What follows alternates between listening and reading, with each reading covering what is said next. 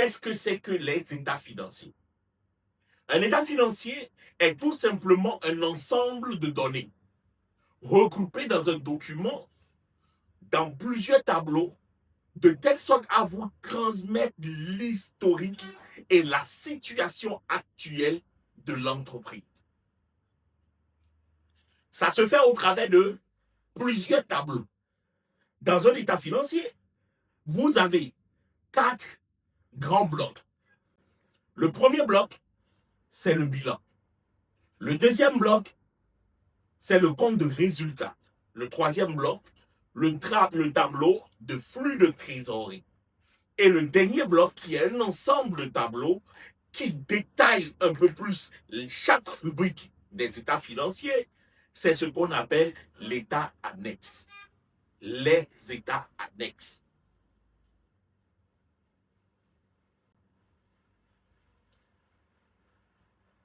Il est important de se poser la question. Est-ce que c'est obligatoire de concevoir ou d'avoir un état financier dans une entreprise? Est-ce qu'on ne peut pas tout simplement conduire notre entreprise comme on le veut, sans fournir d'état financier, sans produire d'état financier? Pourquoi devons-nous fournir les états financiers? Pourquoi? À qui devons-nous produire les états financiers? Est-ce qu'il y a une obligation de produire les états financiers? Oui, il y a une obligation de produire les états financiers. Et l'article 8 du droit comptable OHADA l'exige formellement. Toute entité a l'obligation de produire les états financiers. Le Code général des impôts, de son article 28 à 33, impose aussi qu'on puisse élaborer les états financiers et le déposer au guichet unique.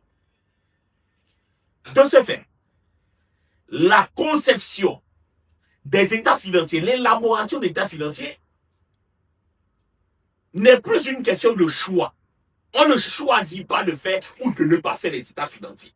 C'est une obligation légale.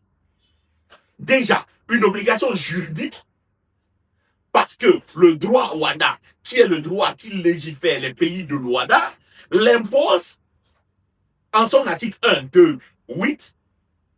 Le droit comptable l'impose en son article 8. Et le Code général des impôts de tous les pays membres de la zone OHADA, soit les 17 pays, l'oblige aussi dans leur Code général respectif. À partir de là, élaborer les états financiers, ce n'est pas un luxe, c'est une obligation.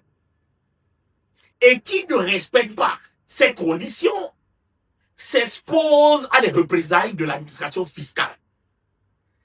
Qu'est-ce qu'on entend par représailles? Amende, redressement. Vous vous exposez à ces éléments-là. Selon l'article 661, 662 du Code général des impôts, plus précisément l'article 666, 667. Vous vous exposez à un redressement, mais d'abord à des amendes et pénalités. Qui est censé élaborer les états financiers dans une société? Le chef comptable, très bien. Alors, est-ce qu'un comptable de l'entreprise peut élaborer les états financiers? Oui, s'il en a les compétences. Parce que de ce que vous allez élaborer, c'est-à-dire des états financiers que vous allez fournir, découlera des responsabilités. Et pas n'importe quelle responsabilité, ça peut aller jusqu'à des redressements. Découlera le montant de l'impôt que vous allez payer déjà. De facto, vous avez déjà l'impôt que vous allez payer qui est déterminé sur la base de vos états financiers. Donc, c'est une question de responsabilité. Est-ce que cette personne a les compétences, a le pouvoir de le faire? Est-ce qu'il a eu le mandat de le faire? Et surtout, est-ce qu'il a l'intégralité des connaissances et des aptitudes nécessaires pour pouvoir élaborer cet état financier? Je rappelle à toutes fins utiles que l'élaboration des états financiers, c'est carrément la crème du métier. C'est le sommet du métier. Le métier d'expert comptable ou d'expert fiscaliste, c'est vraiment l'élément le plus élevé de ce rang-là. Est-ce que nous allons le confier au premier venu?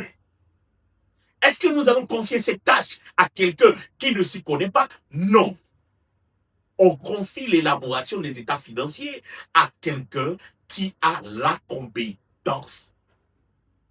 Si on ne le fait pas, on s'expose à des représailles, on s'expose à des redressements. Et je ne pense pas qu'une entreprise puisse vouloir un redressement à cause de l'inefficacité de son comptable. Le DAF, le responsable comptable, le responsable fiscal, le chef d'entreprise, s'il en a l'aptitude, peut élaborer les états financiers. Mais pour que l'état financier soit déposé, il faut impérativement le visa d'un expert comptable ou d'un commissaire aux comptes. Oui, cette norme a été établie en 2019 et est en vigueur au Sénégal, en l'occurrence, depuis 2019. Et dans tous les pays de la zone Ouada aujourd'hui, pour déposer les états financiers, il faut que vos états financiers soient visés. Pourquoi cette réforme? Pourquoi cela?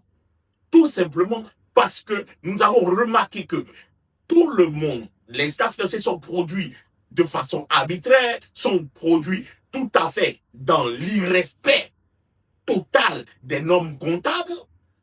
Et donc, il a fallu imposer le visa pour que les états financiers soient au moins visés, soient au moins vérifiés avant visa par un agent professionnel, c'est-à-dire un comptable agréé, un expert comptable, un commissaire aux comptes.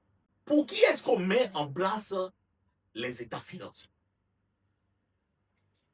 Parce que dire il y a obligation de la part du droit OHADA, du droit juridique OHADA, de la part du droit comptable OHADA, de la part du Code général des impôts, il y a obligation d'élaborer les états financiers, ne veut pas dire que ces états financiers sont pour le compte de ces gens-là. Pour qui? Pour qui est-ce qu'on élabore les états financiers? Qui peut me répondre? Oui, vous qui êtes en ligne, vous pouvez répondre en bas. Nous viendrons lire vos réponses. Oui? Les actionnaires. On élabore les états financiers d'abord pour qui? Pour les actionnaires? Oui. Pour les banques, les institutions financières? Pour l'État, évidemment. Et pour les dirigeants?